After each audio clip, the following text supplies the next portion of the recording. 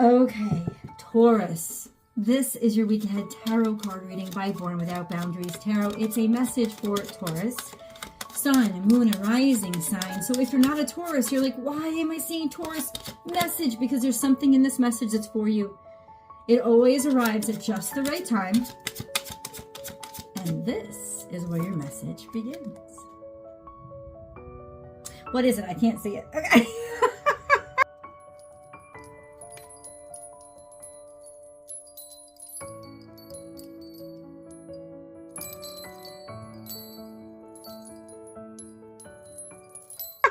I'm just like, wait, what? Okay. That's the Queen of Cups, my friend. That's the Queen of Cups. That's Cancer, Scorpio, Pisces. I don't know what's going on. Now, of course, this could represent, for me as a reader, this isn't tarot like rules, because it does have rules. But just in terms of what comes out in my readings, the Queen of Cups is Cancerian energy. But it doesn't have to be Cancerian energy. Queen of Cups is a very loving energy. It's the energy of unconditional love. It's just letting it pour out. And it's like by pouring out and giving love, you fill yourself back up. This is somebody who loves to care for, loves to nurture. They're very loving, and they're very demonstrative of their lovingness. Not demonstrative, because it's not like they want attention for it. It's just somebody who doesn't mind showing how much they care. They're tender-hearted, they're kind, they're sweet, they're romantic, certainly. There's creative energy here. So I don't know if you're dealing with somebody. This somebody would be water sign, predominantly Cancerian, but water sign. Feminine, it does not have to be female. Feminine as in they have a wide berth, they're malleable, they're flexible, they're connective, they're not focused and in and of themselves and whole like as in not self-centered but self-sufficient and driven. That's more masculine energy. Feminine energy is more connective and malleable. So this is an energy of really connecting and loving and caring and being in the moment of tenderness and connectivity. So I'm wondering why she's the first one to show up, my friends. Like where you at? Who you with? Let's see. Remember, I do personal readings. Please go to my website. There's a lot of different readings you could choose from, and it's the only place you can book with me. www.bornwithoutboundariestarot.com. And please remember to subscribe to the channel and then ring that notification bell. Please select all notifications so that you know when I go live. Because this is the only place that I'll actually go live for free public tarot card readings. So it doesn't happen over on Instagram or anywhere else. This took a turn. Let's get into it. Now, Seven of Wands is, okay, I'm just going to say this. This is an energy that's two cards together of being so in love that you're not noticing that somebody's taking more than they're giving. You're so in love that you're not seeing that somebody's taking advantage of you. Now, this doesn't have to be romantic love. It could be that, oh, you love the new job. You love the concept of it. And you're not seeing how your boss keeps, filling up your inbox more and more and more with their work instead of just you having to do your own because you're really happy. So there's something that's giving you a great deal of happiness, but somebody that's taking advantage of you for that.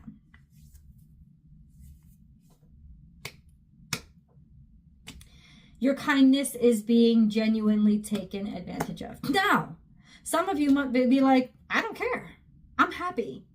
And I always say happiness gets precedent. Happiness is what you aim for, right? Happiness is the richness that keeps paying. There's it's priceless. So it's cool to be happy. But somebody is really taking advantage. They really are. Let's dig in. Who? Aquarius? Or maybe it's just that you think if you keep doing and keep giving, you'll get more.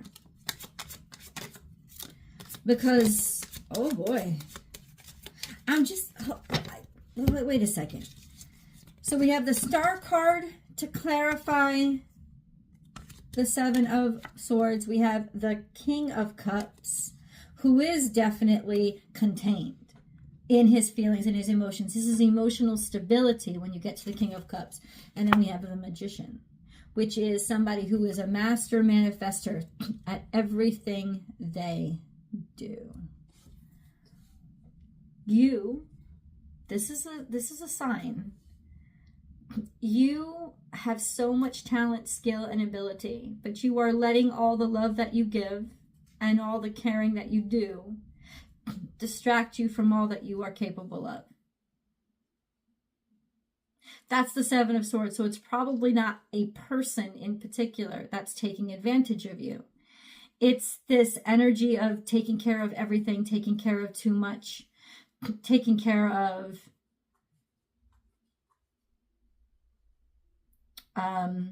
just giving is sort of undermining everything that you could be doing if you were giving to yourself. Now, once again, you always have to, because that's the, that's the clarifiers for the Seven of Swords.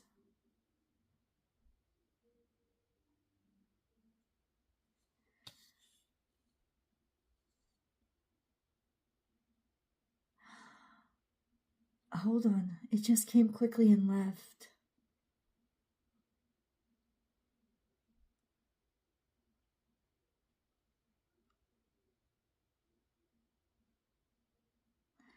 Oh my God, do you know how that feels when it just like there's a thought that comes quickly and then it leaves?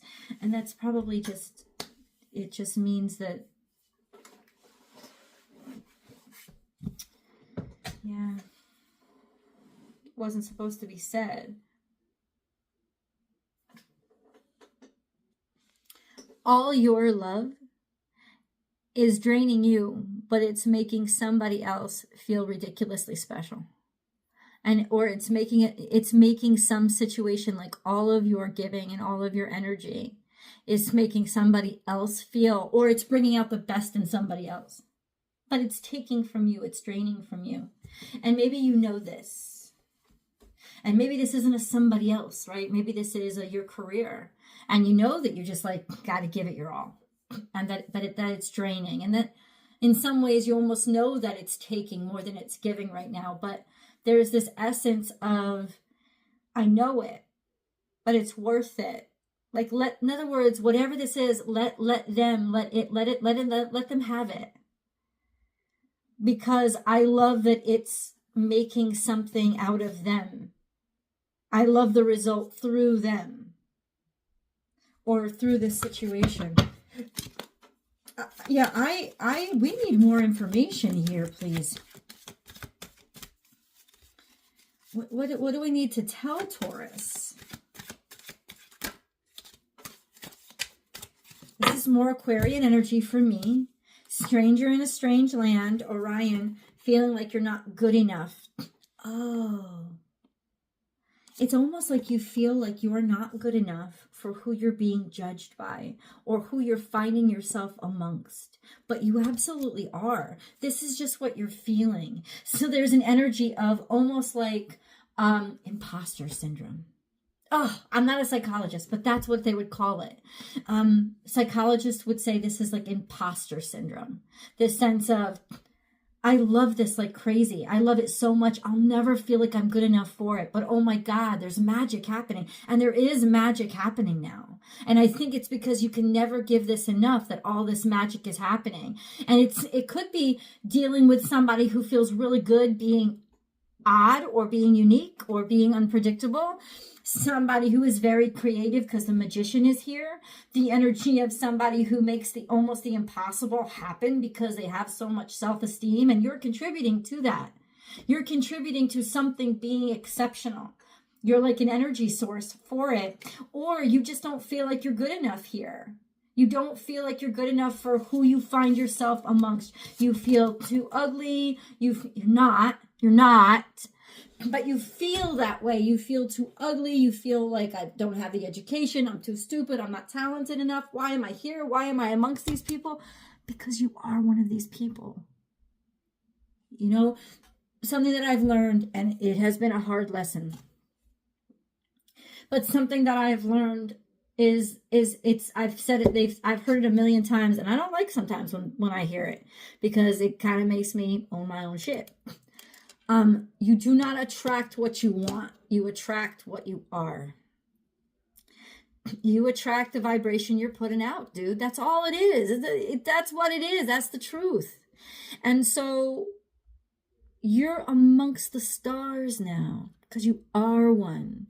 There's just something about you that still feels like you're not, but that is the secret to your success, my friends, because it is in the humility that you keep going and that you keep striving and that you keep getting better.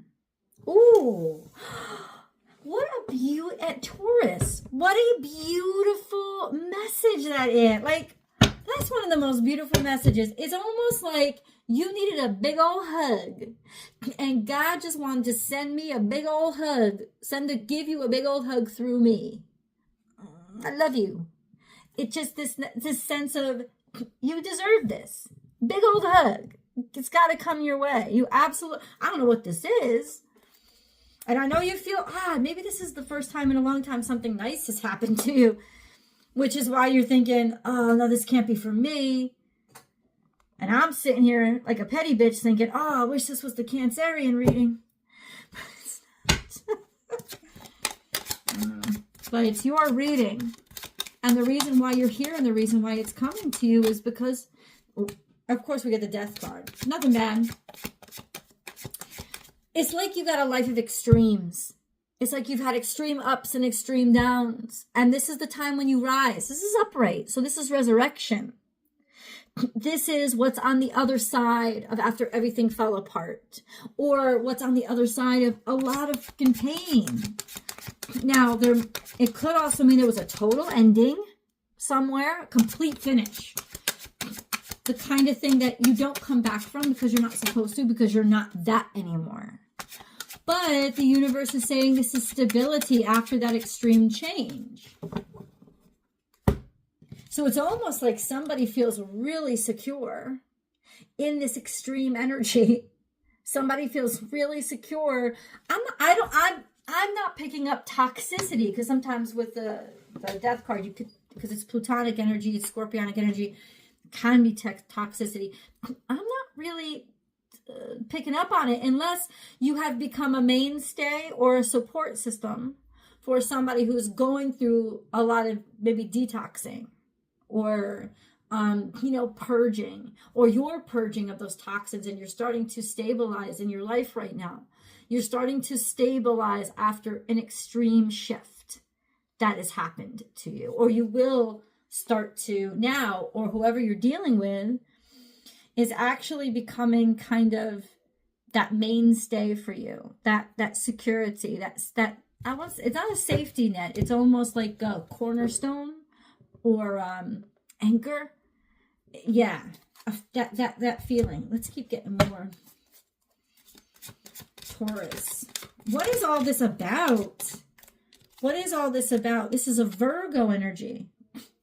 So you could be dealing with a Virgo, or simply this is healing. This is a journey that you're not afraid to go on by yourself, or that you're starting to feel more solidarity in who you are and your ability to travel this road before. You've never been here before. This is new for you. Slow and steady wins the race. Healing, certainty, slow cultivation. That's Virgo energy. Doing it by yourself, or doing it in silence.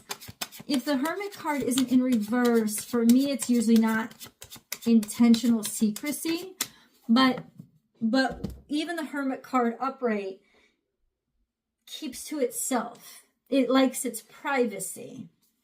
So there's something that you had to stabilize here, you know, privately. And then we have the King of Cups coming out. You've been doing a lot of work on yourself to stabilize who you are, to heal yourself, to feel good about yourself and right about yourself, and feel like I'm going to be okay. Maybe even in some ways holding on to something that you need in an extreme way, in order to, even if you don't want to tell anybody. Oh, maybe somebody's been keeping a little bit of a secret here. Maybe they're holding on to somebody in secret and they're okay with that, or they almost need to. It's like somebody may have had like a secret lover, or somebody may have had like a secret, I don't know, like somebody that they keep a secret or they don't completely acknowledge in order to stabilize themselves. It doesn't have to be a toxic thing, but you know what? I'm going to do myself a favor. Please clarify the Death card for Taurus, please. Please clarify the Death card. There was disappointment here, so there could have been an ending.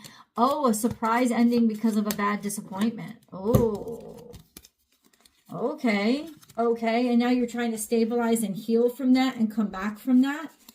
Also, clarifying the Death card. Somebody chose a different direction, a new path, because there was too much conflict in something, like too much conflict, or maybe even competition, and they were just done with it, or competition for attention, or for looks, or for love, or for caring. And then we have King of Pentacles and Queen of Pentacles. So this could be dealing with two earth signs. This sense of desire, this sense of maybe there was competition between earth sign and fire sign, or there was a lot of combativeness here. Lots of kings, lots of queens. So you're dealing with people that are elevated. You're dealing with people that are successful. You're dealing with people who all, you know, are great competitors. So it's almost like God's trying to tell you right now, Taurus, step it up. You're in a different league now. And you belong here. Let's go to the extended. You belong there too. I'll see you guys. The link is below and I've pinned it to the top of the comment section.